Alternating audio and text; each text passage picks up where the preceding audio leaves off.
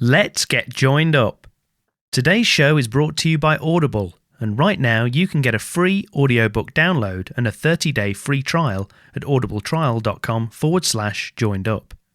There's over 180,000 titles to choose from for your iPhone, Android, Kindle, or MP3 player. So thanks for tuning in to the Joined Up Writing Podcast, a regular show about all things writing, including interviews with authors, screenwriters, and key figures from the publishing industry. Plus loads of hints, tips, and inspiration for all creatives.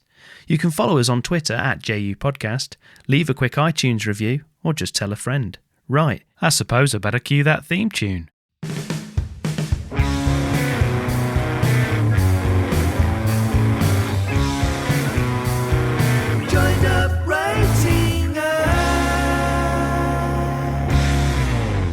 Hello and welcome to the Joined Up Writing Podcast, where a little procrastination can go a long way. I'm Wayne Kelly and it's episode 134 with Lizzie Enfield, journalist, novelist and writer of the excellent new non-fiction title, Finish Your Book, How to Complete Your Half-Written Novel.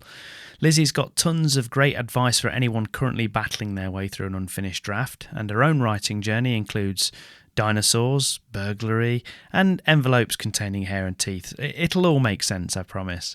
One of the big themes of our conversation and of Lizzie's book is permission, and that could be giving yourself permission to write badly, or to break the rules, or maybe even permission to abandon your work in progress altogether. And the last of those is definitely something I've been coming to terms with over the last couple of weeks. Over the months and years, I've talked a lot about my novel, Safe Hands, and regular listeners may have picked up a note of resignation in my voice when I've mentioned it in recent weeks. Well, for me, finishing the novel wasn't really the issue. I've been redrafting it on and off since probably 2017, and I've subbed it to quite a few agents and publishers sporadically over the last 18 months or so. I know I really haven't scratched the surface in terms of places I could submit it to, and I've had some good feedback about the writing in different bits and pieces. But after rereading it over the past few months, I've come to the realisation, in its current guise at least, it really isn't ready to be out into the world. And now that should mean it just needs more work or more redrafting or editing or whatever. But to be brutally honest, this is no longer a book I want to write, and I'm pretty sure I don't want it to be my debut. There's a chapter in Lizzie's book called Are You Writing the Right Novel? And right now, I think my focus and time should be spent on other projects. For one thing, I've been writing this book on and off for around 5 years, and that's almost as long as I've been hosting this podcast. And I've grown as a writer and a person in that time. I think there are some great chapters and scenes in the book, and one scene in particular I think is probably some of the best stuff I've ever written. But the book as a whole, it's got too many structural issues, and from a tone point of view, I'm not really with it anymore. And it took something a writing friend told me this week to make me realise something else. It's a crime novel that doesn't really have any crime in it, at least until deep into the final act, and even that is up for debate. Now, I could look at this as a huge failure, and I won't pretend that it's easy to admit it to you lot. It's actually really embarrassing. But I'm saying it out loud so that I can psychologically move on, and also in the hope that if any of you are harbouring a similar dirty little secret that you actually hate what you're working on and you feel like you're living a lie, that's okay. It's okay to step away, take stock, and even move on to something else. As often comes up on the show, nothing is wasted, and I'm sure I'll revisit Safe Hands again in the future, even if it's just to raid it for material, characters, or scene setups. But in the short term, I'm turning my attention back to a TV pilot I've been working on, and I'm opening my notebook to start the mystical thinking process, something that we talk quite a lot about with Lizzie, to discover what my next novel project will be. Safe Hands wasn't the first draft I completed, but it was the one that I felt was closest to being the one so far. And with each project that I complete, I learn a bit more and continue to tone those creative muscles that we all need to do what we do. So I'm feeling positive anyway, and I'm ready to go. But what about you? Have you had to let go of something after many hours and words of effort? Maybe you're still struggling with something now. Well, let me know by tweeting me at JU Podcast, emailing wayne@waynekellywrites.com, or dropping me a line on the FB page. Also, don't forget to join the email mailing list at joinedupwriting.co.uk to get free stuff and be the first to find out about upcoming shows and events. Right, let's get to today's interview with Lizzie Enfield. So Lizzie is a journalist and regular contributor to national newspapers, magazines and radio. She's written 4 novels and had short stories broadcast on Radio 4 and published in various magazines and anthologies. She also teaches creative writing and journalism, and her new non-fiction book, Finish Your Book, How to Complete Your Half-Written Novel, is out right now everywhere you can find good books. So here's the chat that we recorded just earlier today.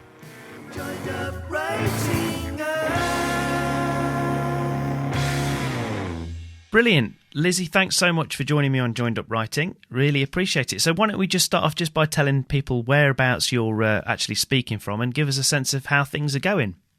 Well, I'm speaking from my living room in Brighton, where I've been for a lot of the time, like everybody else, for the last 6 months.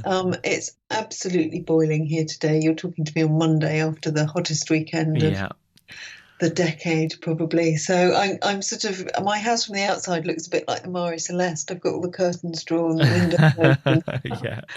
Just trying to get a bit of cool, but failing. Yeah, it's a muggy old day. It's been really close, hasn't it, lately?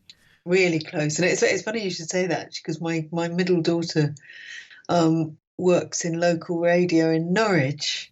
Right. And for the first time, she read the weather forecast last week, and she'd never come across the word close before, because I must always say muggy, although I think I say close. And she kind of phoned me up saying, in Norwich they say close. Everywhere they say close. So it was quite new to her. It's always a bit of a revelation when, a child, who's quite old learns a word that you think is common. I remember my son doing the same once, actually.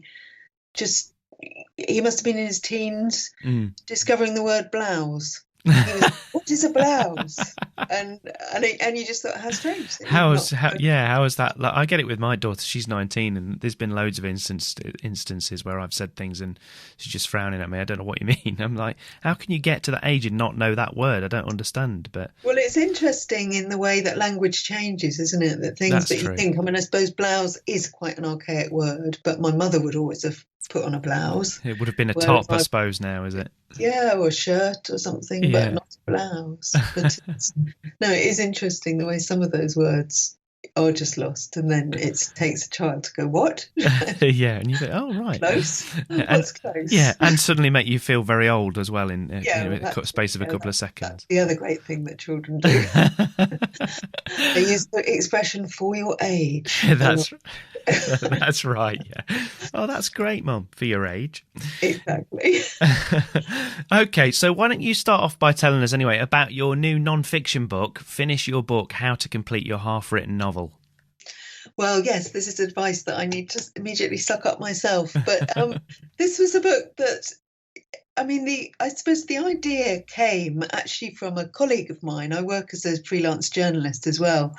And I also teach creative writing, but a colleague had posted something on Twitter about how he was starting to write his novel, and got a flurry of replies from other journalists and other writers saying, I started to write a novel, I got as far as 30,000 words or 50,000 words, and then it got really hard and I never finished it. It's just sat in a drawer at home. And I'd also realised that with quite a lot of my students, that they make, they'd sort of started, and for the duration of the course they'd done quite well, and they'd leave having written 50,000 words, and then they'd find it hard to finish.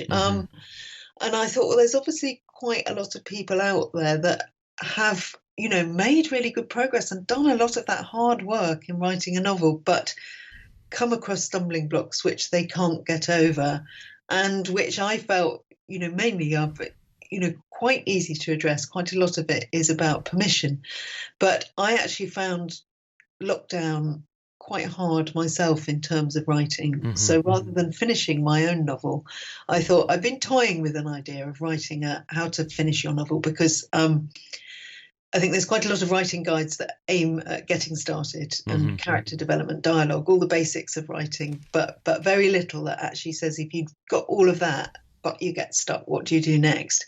So I've been toying with this idea for quite a long time, and it was actually my own sort of inability in lockdown to finish the novel that I was trying to finish, which I'm going to excuse myself because it's fairly exceptional circumstances. Of course, yeah. Kids at home and all the rest of it. But I thought, actually, that's what I'm going to do then. I need to achieve something during lockdown, so I'm going to do that. It's good. I think it's interesting as well you say that, because about you struggling with your own novel during lockdown, because I think that's kind of been the consensus. A lot of writers and creatives that I've spoken to in terms of actual creative writing have really struggled. And, you know, and I have as well. I kind of threw myself more into like music and things because I just couldn't seem to actually focus and sit down to write creative stuff.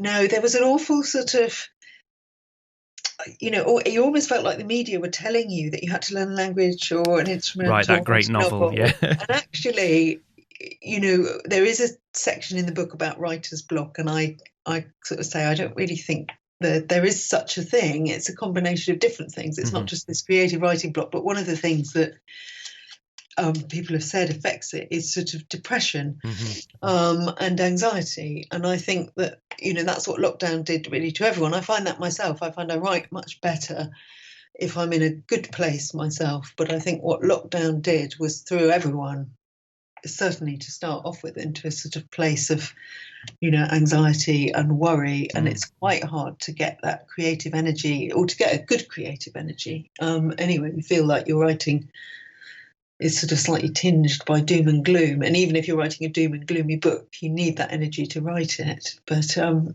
I think that affected a lot of people, but hopefully that's lifting a little bit now. Yeah, I think so. Yeah, well, let's hope so anyway. I think I've certainly found, annoyingly, you know, as the day job and everything else picks up pace and you've actually got less time, that I've actually started to feel more like I want to do things. So, you know, but that's how it is, I think. You just have to go with it. But you talked about, one of the biggest things you talked about there was permission. What do you mean by that when you say permission? Well, I think that a lot of people just feel they have to, you know, do it the right way almost, and they don't quite dare. So I suppose my best illustration of that would be to say that quite often people have, you know, maybe written the first third of their novel and then they kind of think, I'm not quite sure what happens next. I haven't quite worked it out. And if I say this to students or people that I've mentored, you know, do you know the ending? Have you got any great scenes in your mind? They'll always kind of go, yes, you know, there's a scene about 3/4 of the way and when this is going to happen. And I say, have you written that? And they'll kind of go, no, because I haven't written the next bit. Yeah. So just things like writing out of order, then I say, just write that, you know, write things that aren't relevant, just write things and it'll all come together. But I think people often feel, you know, they can't give themselves permission to do that. It's like sort of, or veer off course or introduce another character when they've already introduced all the characters. So there are sort of quite common stumbling blocks that hold people up. But people feel I have to kind of just keep ploughing on and keep writing, or even just to step away from it and think. I was talking to someone about this yesterday. Obviously, quite a lot of the writing process is thinking. And I think especially when people have day jobs and they have very limited amount of time, they've put the pressure on themselves, which is great and very admirable, to sit down at their computer for an hour a day and write. And they will sort of sit there and write and then think, oh, that was rubbish, because they haven't thought about it before.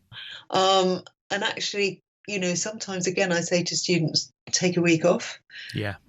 Still use your writing time, but think about it, you know, Using go thinking time and train yourself to think about your novel in that time. Try not to let your mind wander off, but, you know, let it wander off a little, but, you know, say, actually, my hour's writing time is going to be my hour's thinking time, and then go back to it. But I think a lot of people don't quite give themselves permission to do that, to change direction, or even to start again. So I had a very extreme example myself of having to start again. Yeah, I was going to talk to you about this. Yeah, go for it.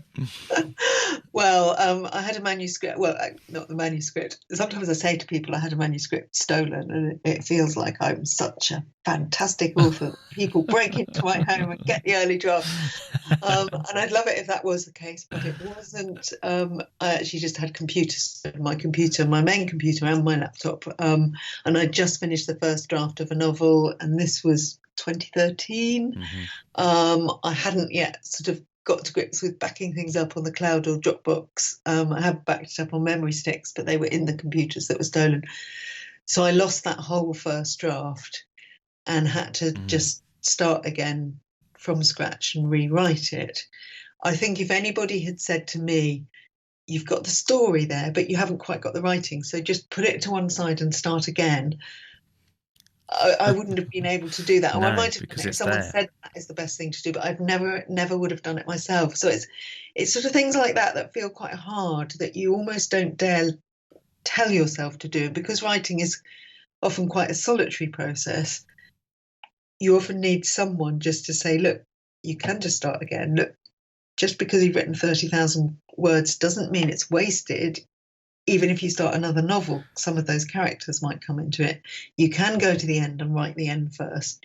Just do all the things that enable you to keep on writing and get that draft out and then sort it all out. So I think that's what I mean by permission. And a lot of people as well, they sort of go back perfecting things, which I think makes people stuck, a lot. That's why they get stuck. And it's sort of saying, forget that. You don't have to perfect anything. Just keep going, keep going.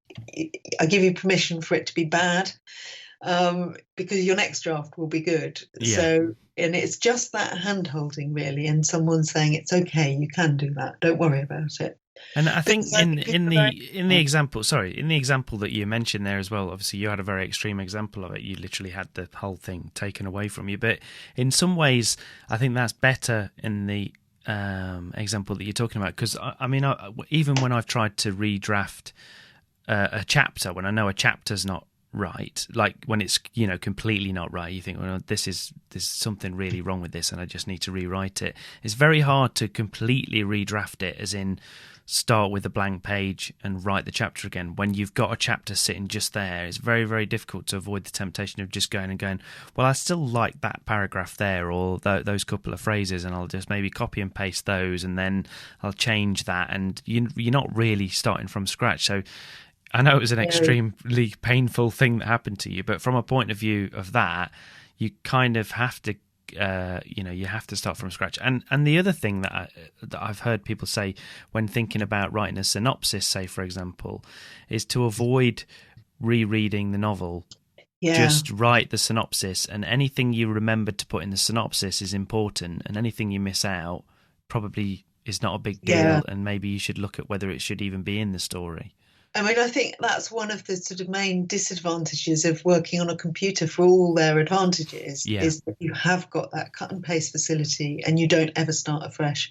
And one of the things that I found out, when my novel was stolen, and you say in a way you were lucky, and I did consider afterwards, I thought, well, I could offer once I've redone it and I recognised the advantages, I thought, well, I offer a manuscript stealing service. If you want to give me your address and tell me when you're away, I'm willing to break in and take it and force it upon you for a small fee, improve your writing, or you can just take my advice. But one of the first things that I had to rewrite was a column that I used to write a regular column for the Oldie magazine, and I sort of had my column ready, and that was due the next day. So I thought, I'm going to have to rewrite that column and write it longhand and dictate it. But I discovered then that, I was looking for all these incidences of authors who'd lost entire manuscripts, and like Lawrence had lost, the whole books of the 7 Pillars of Wisdom.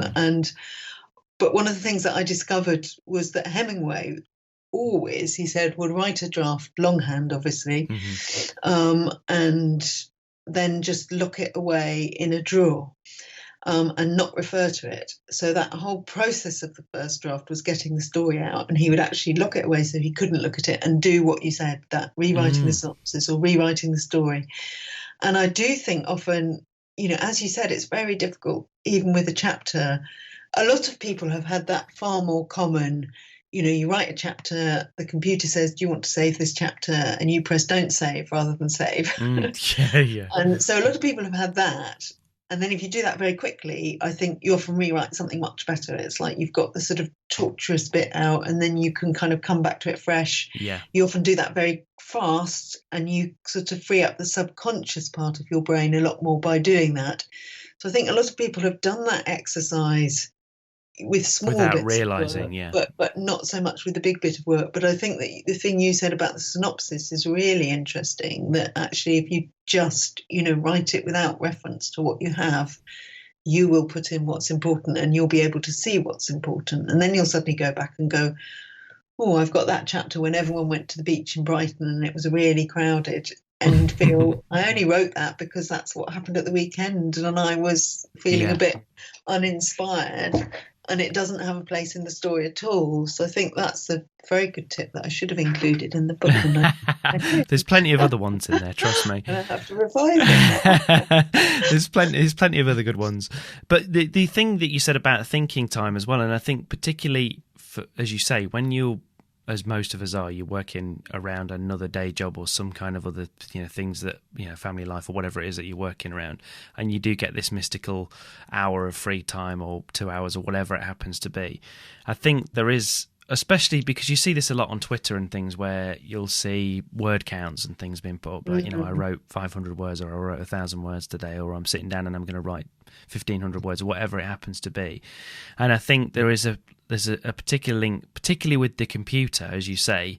And I think if you go to your desk or your personal space where you go to write whatever, and you open your laptop and you get to the end of your hour or whatever it is that you've allotted yourself, and your actual word count is 0 or is 100 or whatever it is, and there's a temptation to think, oh God, that's so depressing. Whereas what I found is, when you're talking about the time when you're breaking a story or you're trying to think about different things, it's often better to just put the laptop away, and even if you just get a notepad or something and you just sit and you might scribble like 2 or 3 pages, not necessarily sentences or I mean, I often write questions or whatever comes to mind on the piece of paper. But I found that particularly if I'm writing scripts or something like that, it seems a better way to work and not even start on the computer.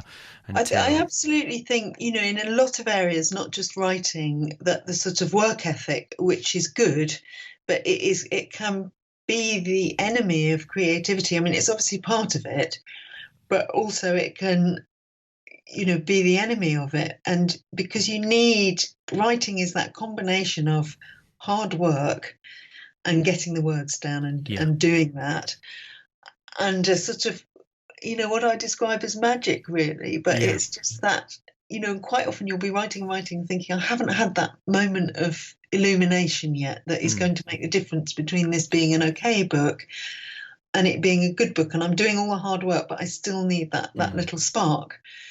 And that spark tends to come to everyone when they're doing something else. And at the very beginning of lockdown, my son, who's doing all science, or has not done all science A-levels, but he told me that I always say Einstein, and then he goes, no, Mum, you know nothing. I mean Newton, not Einstein.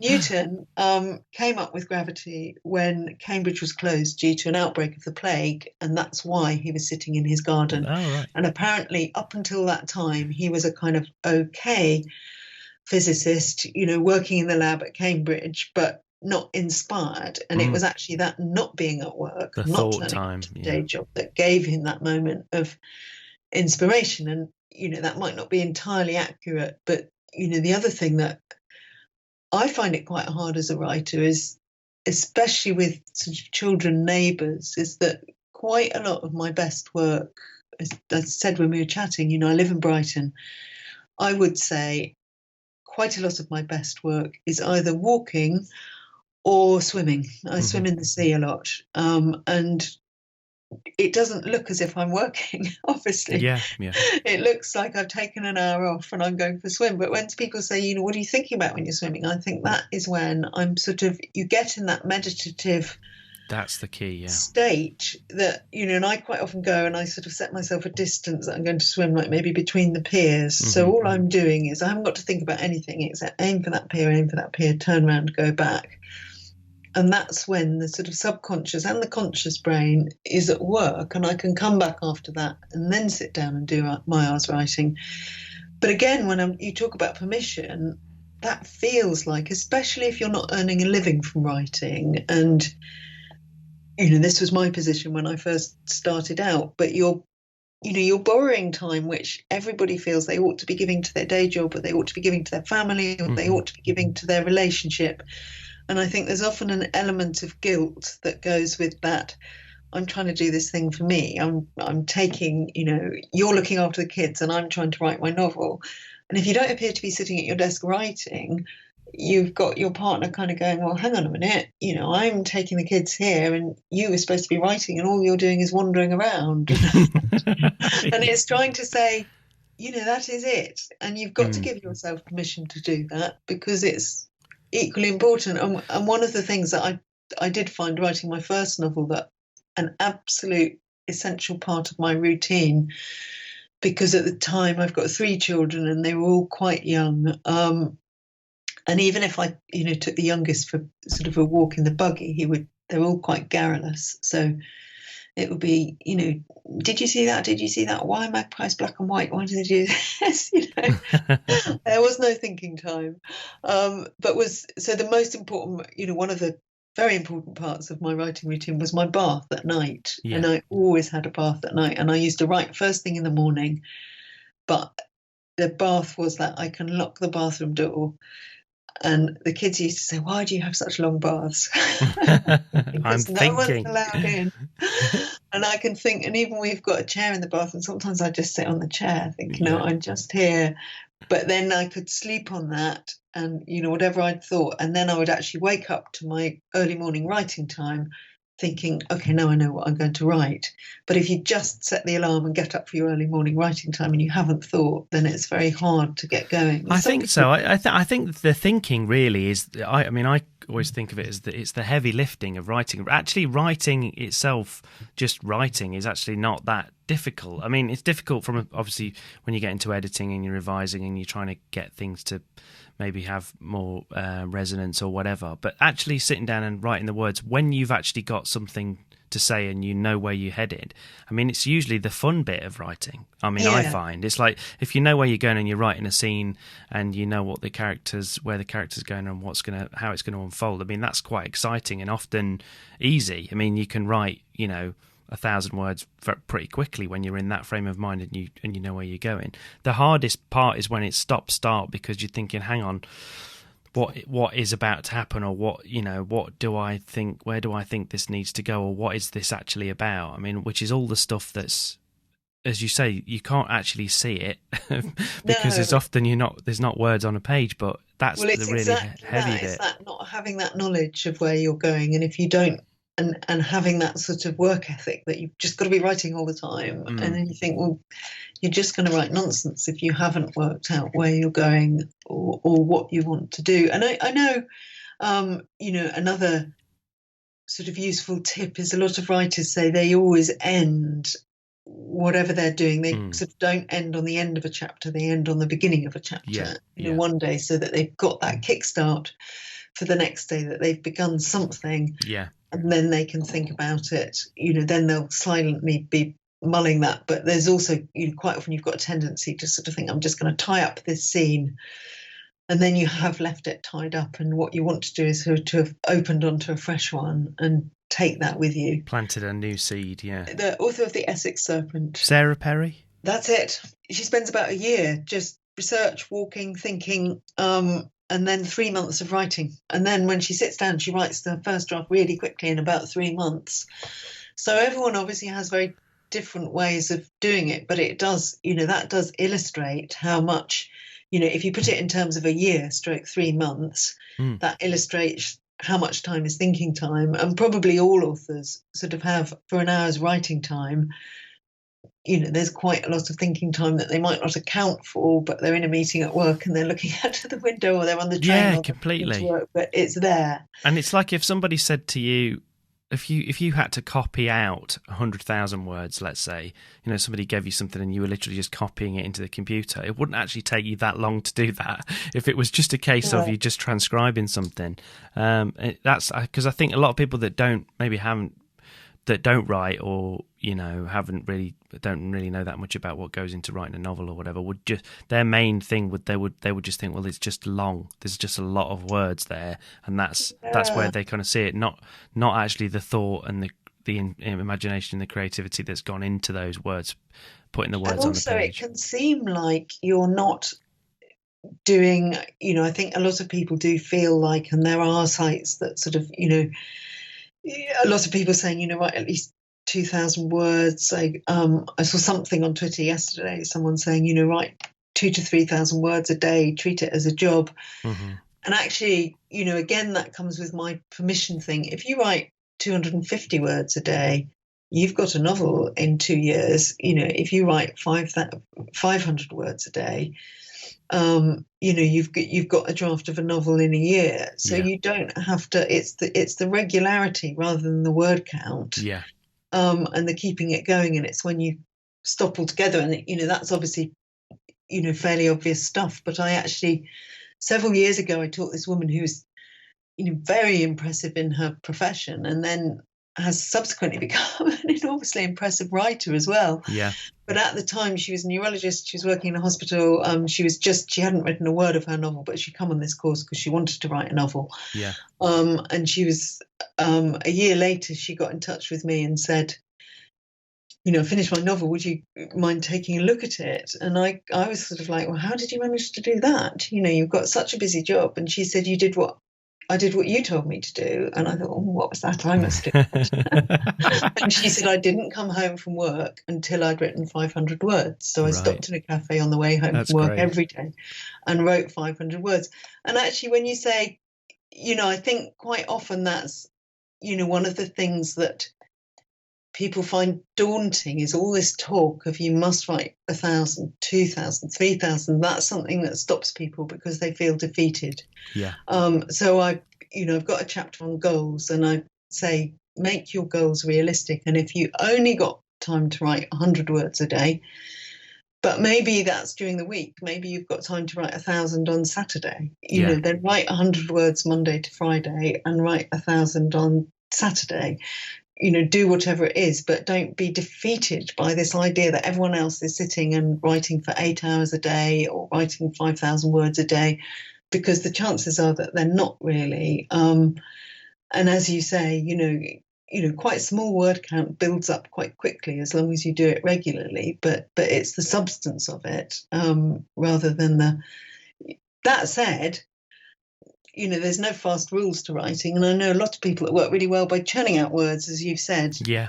But then cutting it all. So, a lot of that is then cutting. So it's also recognising. But then they churn out words and they're sort of thinking through the writing almost. Yeah. But then people get a bit stymied because they often think this isn't really any good. And you think that's fine. First drafts aren't good. Mm-hmm. You're going to cut a lot of that. But that was part of your thinking process. As you say, that was happening on the page.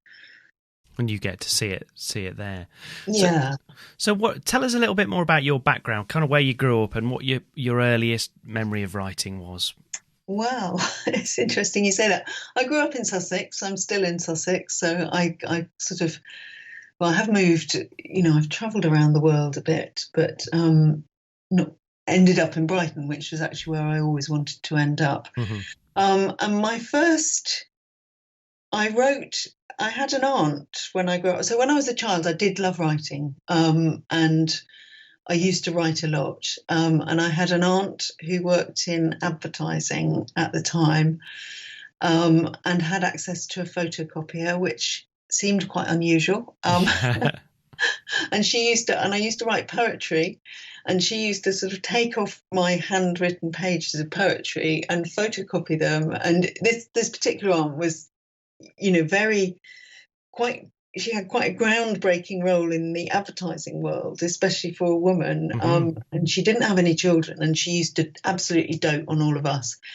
and was far more impressed by any of our achievements than our actual parents were. So she used to take off all my poems, photocopy them, staple them, and turn them into books. And so I was like, I'm a published poet. Brilliant. Because they've been photocopied. Yeah. And I still got some of them. And my parents moved house a few years ago, and my mum had sort of dug out everything that she kept, including hair from haircuts and teeth. She'd not thrown anything away, and stories and all the rest of it. And so I got these sort of shipments of hair and teeth by the post that were a bit weird. And then my poetry books that in my mind I thought I was so good at writing as a child. I wrote poetry and then I read them and I thought, oh dear, these are awful. You were a child though. Appalling. But the other thing that I wrote that I also thought was, in my mind was really good for my age. I wrote a novel, and this has stayed with me through the years without me returning to it. But I did sit down one summer and write what I thought was a big novel about a family of four, which I was one. I've got three siblings who were abducted by dinosaurs. I was obsessed by dinosaurs when I was a child. And they were abducted by dinosaurs and taken through a plug hole. So I think I was always quite scared of spiders going down the bath. My mum always seemed to be washing spiders down the bath. So that was sort of how they were abducted to this family of four were down the plug hole after their bath. And then they were taken to this prehistoric world and they had to, live with the danger of being trampled to death by dinosaurs. And again, this was a novel that, as my adult self looked back thinking, I was quite applied when I was a child. You did do it, yeah. But when it came out of the attic with a packet of teeth, it was really just like a sort of appointments diary, really, in which dinosaurs had a walk-on part. So I would say, like, we went to the dentist today, Lucy had a filling, and there was a brontosaurus in the waiting room. It wasn't really a novel at all. It's like, we went to the library, we took some books out, and then a pterodactyl flew past. Just crowbarring dinosaurs into everyday life, basically. Yeah, and it was really, but I was saying this to, I was joking about it with my middle daughter. I thought it was really good. It's just like a diary. And she went, that is kind of what your novels are like, Mum. I thought, thanks. Oh God, all you need is children to sort of burst your bubble. But actually, I thought there was truth in what she said, because I do write sort of domestic drama. Yeah. And quite a lot of the details of those domestic dramas, not the storylines, but quite a lot of the actual detail, I do sit with a notebook, and if somebody says something or something happens or something catches my eye, I write it down. So quite a lot of the details are taken from real life, and there's nothing like a child of your own to turn around and tell you you've got no imagination. You've just furnished some details of things that absolutely happened. And my middle, what I call it, is actually no longer a middle novel, but my third novel had three children in it, and I've got three children, and I'd made them, they had different sexes and different traits, and they really, I thought they bore no resemblance to my actual children. A couple of sort of funny stories I thought I'd attributed to them, and it ended up with my middle child sort of going, you wrote off the middle child in that novel just like you wrote off me. So that middle child is completely different. You're absolutely brilliant, and that one was really struggling, and just some of your sort of That's the problem, isn't it? People are always going to see things in your writing. If they know you, they actually know who you are and everything.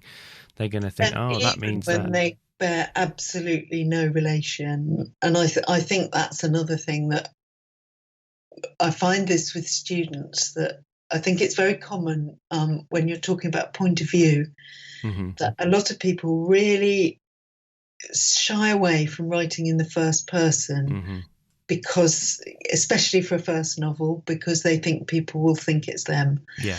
And even if they're a sort of psychopath, they just think, well, then everyone will think I'm a psychopath, even if they're writing a because novel. I've written in that style. Yeah, they'll sort of think, oh, we never knew Wayne was a psychopath.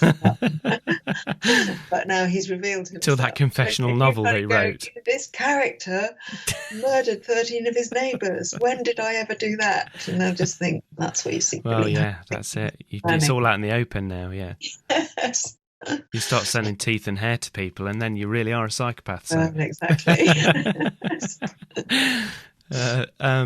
So when did you actually? Obviously, you were doing that from an early age, and then, as you mentioned earlier, you're kind of a journalist by trade. And did you initially pursue that career because you had a burning ambition to get into news or break topical stories, or was it just more that you saw it as a route to be able to just in general write for a living or write fiction? I think I just wanted to write for a living, but actually, it wasn't.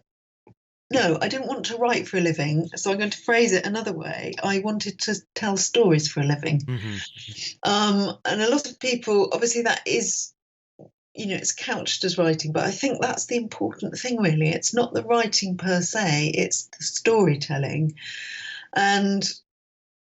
I saw last week a very good friend of mine who I was at university with, and I kind of came away just sort of having told her a few things. We'd not seen each other for a while. We had a good long catch up, and she was sort of sending me messages afterwards, going, that thing that you told me, you really ought to turn that into a novel.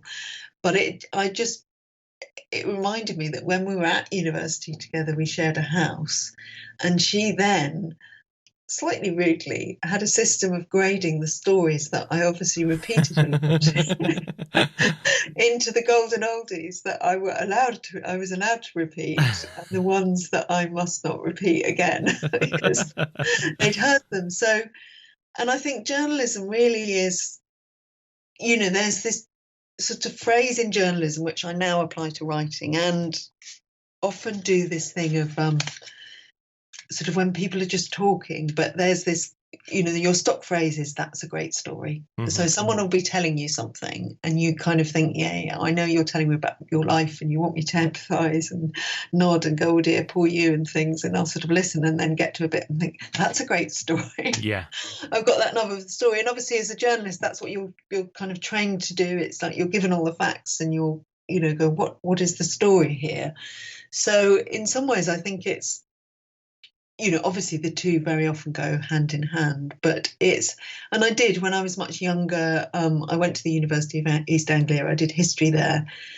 It was quite a sort of radical university, and I did have this idea when I joined the BBC that I was going to be all a Guerin and I was going to be setting the world to rights. And I actually then ended up making features programmes for Radio 4 and not doing any of that.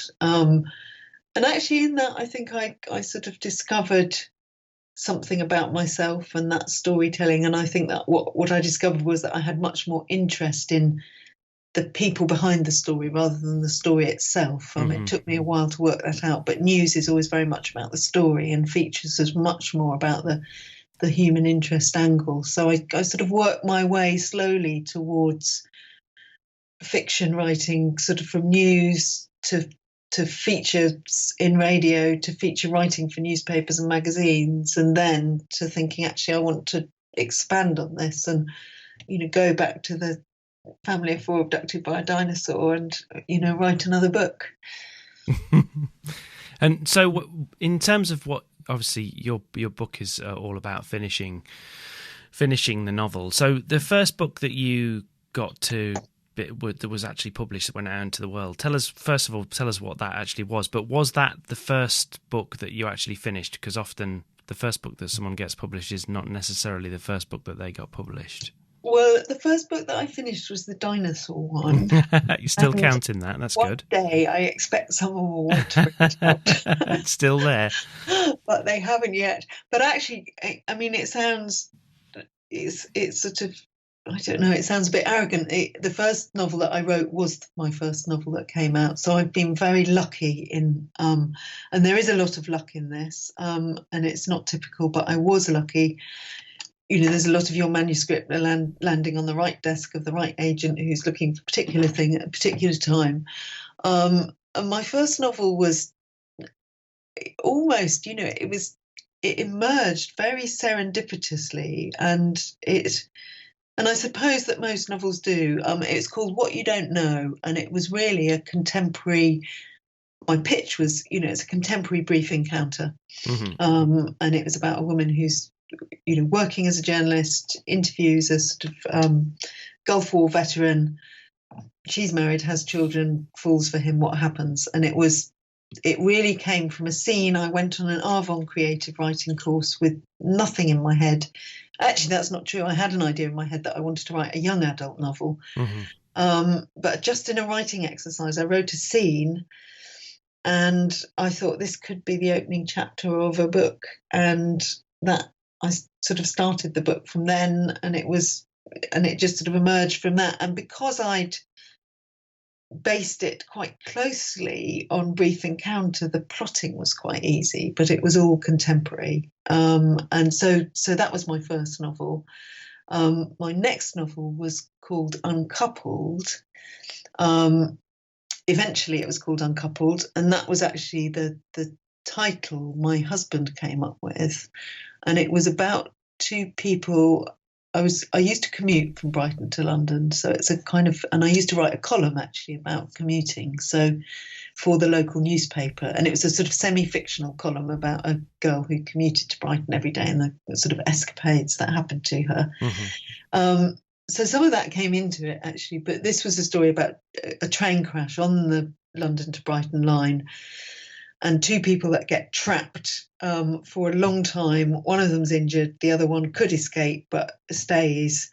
And it's about the relationship that develops between those two people. And it's not a sexual relationship, but it's very much one of having that same shared experience that their partners don't understand. And it threatens both of their primary relationships because they can only really talk to each other about it. They only understand those dark moments of being trapped, thinking they're not going to get out, thinking there might be an explosion.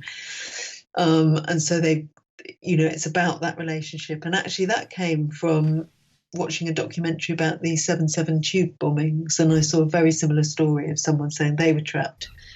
Someone stayed to help them, and then they never saw them again. And I thought, if you set that on a train, you would see each other again because, that's the law of commuting. And that, just going back to what I was saying about the title, I think I called that, I wanted some sort of metaphor for a relationship, falling apart because of something that happened. And I called it something like Off the Rails or that kind of thing. And my husband suddenly said, "Oh, I've got a title for your book, Uncoupled." And I thought, oh, yeah, that is good. Yeah. My editor was like, "That is perfect. That is great." And then when the book was published, all anyone kept saying was great title. And my husband's head was cutting larger and larger.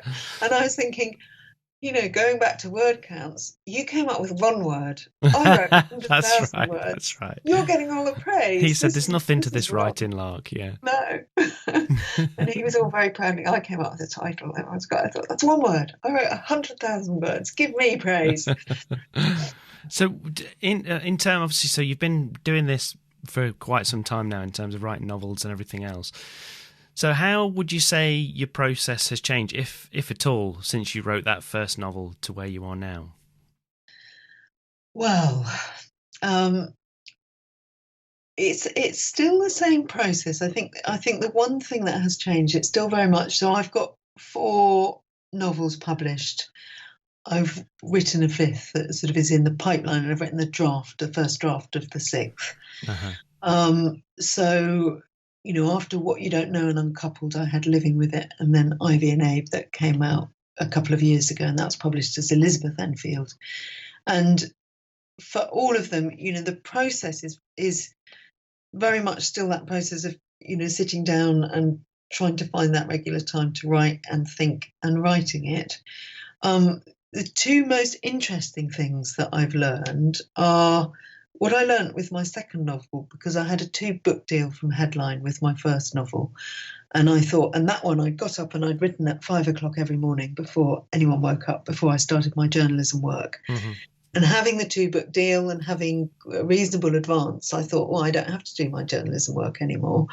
I can just sit and write all day. And I got less done than I did, when I was doing the journalism work. And that is one of my, I sometimes think too much writing time can kill your writing. I actually think most people, I think psychologists or neurologists or whatever the rightologists say, 40 minutes is your sort of maximum absolute concentration time. So actually to sit and write for 40 minutes, to think first, to sit and write for 40 minutes is probably your maximum productivity time. You might do that twice a day, you might do that 3 times a day, but you need that sort of, this is my burst, not to sit there going, I'm going to write for 8 hours now. Yeah. You get nothing. So that was one of the first things I learned with my second novel, and also that I had nothing to feed into it, because so much of my journalism, the people I interviewed, fed into it in some way. That would be the inspiration. Yeah. And so, that is one of my main... You sort of have to live a life sort of thing. You've got to live a life, yes. And that is my favourite sort of creative writing tip. It's because as well as being able to swim and walk, it means you can meet friends for coffee and have a glass of wine and go to the theatre and go to the cinema. And that doesn't look like it's all part of it, but it is all part of it. But the most important thing, and the thing that I think anyone starting to write a novel will find the most helpful, is what I learned in the first novel, is that it is always hard, is that there's a stage when what you've written is not good. And it's that knowledge that you can get to it. And it's that knowledge that you might not yet have found the magic that I referred to, that there's something that just lifts a book from being an average book to being a better book. And quite often that will come in, I would say with Ivy and Abe, it was probably 3rd or 4th draft. I had an idea that I thought, this will give it the thread. I think I'd even, got as far as sending the novel to my agent, and she went, it's not quite continuous enough. And I made changes. So I'd written the whole novel, but I hadn't got the kind of thing that lifted it, that made it say something. And for a long time I was thinking, this book is no good, this book is no good. So having that knowledge that it will come, it might be very late to come, is quite freeing. And I think that a lot of the, one of the greatest obstacles that most people find is that thinking, I don't know, is this any good? I'm not sure it's any good. They've got a very critical voice, and it's to be able to say, no, it's not good enough yet, but it will be, and that's nobody's fault yet. Just keep writing it. And, the more you write, the more your subconscious brain will be at work on the novel, the more you think about it. And at some point, obviously there's a lot of polishing that comes in editing and redrafting, but also at some point you'll get that moment where you think, this is what this book is about. It's not just the story, it's the theme. It's come to me, I'm going to put all of this in, and then it will be good. So I think, that's the main thing that I've learned, and my process is still very similar, but my despair is slightly reduced. I still have those moments of despair, but I've learned to recognise it for, what it is, and think, no, you can just keep going. And as I say in the introduction to this book, I say I liken novel writing to marathon running. Although I've never run a marathon, but I know people who have. Have you? No, I haven't. Half marathon, that's about as far as I've gone. Okay, well, that's pretty impressive as well. but there's a bit in the middle. Everyone says there's a bit in the middle where it's just a question of keeping going, and you're not running well. You might even be walking by that stage. It's just keeping going. And I think there's that. And then you get to the end, and even if you haven't run a good time, people are quite impressed. And I think what a lot of, I think most good writers are very self-critical. It's a necessary part of it, and I think my agent said to me once, there are 3 types of writers. There are sort of bad writers who are bad, good writers who think they're bad, and bad writers who think they're good. But there's no such thing as a good writer who thinks they're good. No. That's what he left out of that equation. And I thought, yeah, no, I think that's true. I think that element of self-doubt, that sort of very strong critical voice, is what drives people to keep going and to improve, but also makes people disheartened and makes them want to give up. And actually, if you completed a marathon or a half marathon, that is amazing, and nobody would go, oh, but you haven't finished. No one's going to say, oh, you only completed a half marathon, you didn't complete. That's great. Yeah. If you write 30,000 of your words of a novel, there's that sort of, oh, but you never finished it. You think you've written 30,000 words, that's a big achievement. Or you've written 50,000 words, that's a great achievement. Or you've written a whole draft and it's, you didn't do a good time, but that's what comes next. But that's still a great achievement. And I think writers, partly because of the sort of, solitary nature of it, they tend to forget that, everybody's doing good work, and it's coming back to it and improving it, that is another bit of work. But anyone that's sort of got any length into a novel has done really well. And it's just a question of, not just a question, obviously, but that is something to remember and to hold on to and think, I've written 30,000 words. Another thing that I think people find hard to get into the equation is they sort of think, I'm written 30,000 words, I'm stuck. And one of my tips is, okay, if that's the beginning of your novel, put that away and now start on the middle and think of the middle as a separate entity and write another 30,000 words. And then really think of the end as another separate entity and write them in parts and almost start again. And that is something that, is a very common problem with the middle of a novel. It starts to sag and people feel like they're getting from A to B and it's sort of they're trundling along. Whereas if you actually go, right, I'm going to start again. Where did I leave the end? I sort of say, leave the end of the beginning on a point that will move on to something else, and then something that's quite dramatic, and then think, I'm going to start my middle here and almost write it as a self-contained entity. And then that will be better. And then you've just done that again. You've done your 30,000 words again. You haven't sort of failed to move on beyond that. You've done that again. And then write the end, or write the end first and go back to the middle when you've written the end and put that in, however you want to do it. But I think sometimes it's that, just breaking it down and going, well, you've already achieved 30,000 words. So don't worry about getting up to 60. Achieve that again. Just write another 30,000 words. Yeah. That quite often work for people. It's like, think of the middle as a separate entity.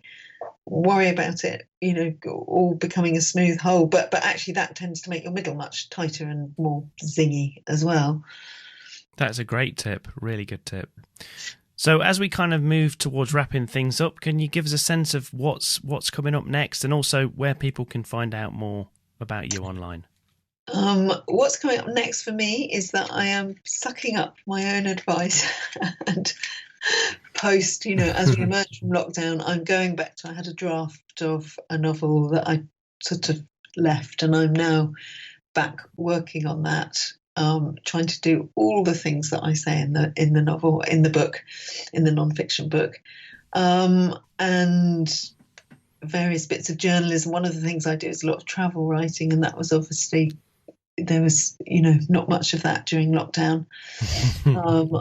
And who knows whether that will happen again, but bits of that coming up.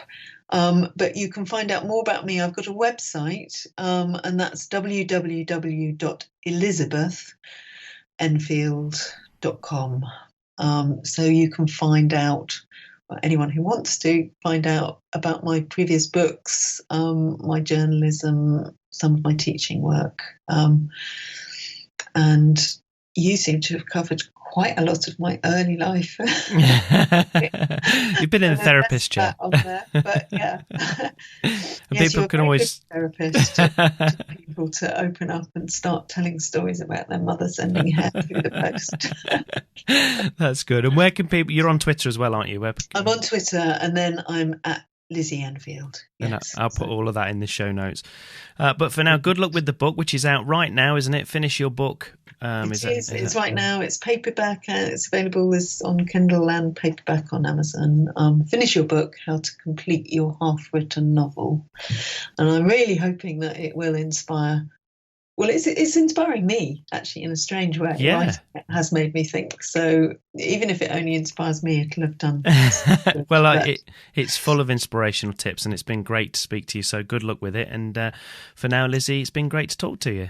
Thank you very much for having me on your podcast, Wayne. I love the podcast. It's brilliant, really inspirational as well. So my other advice to people would be listen to your podcast because it's always inspirational, I think, listening to other writers talking.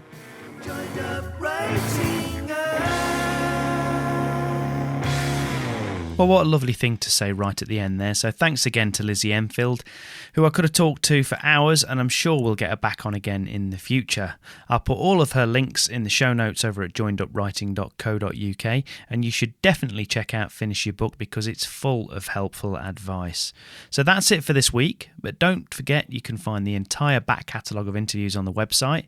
Make sure you subscribe at Apple Podcasts, Stitcher, Spotify, Overcast, YouTube, or wherever else you get your podcasts from, and then you can have the podcast downloaded automatically every time. Also, remember to leave us a nice rating and review on Apple Podcasts because it really does help others to find the show, or just tell a friend.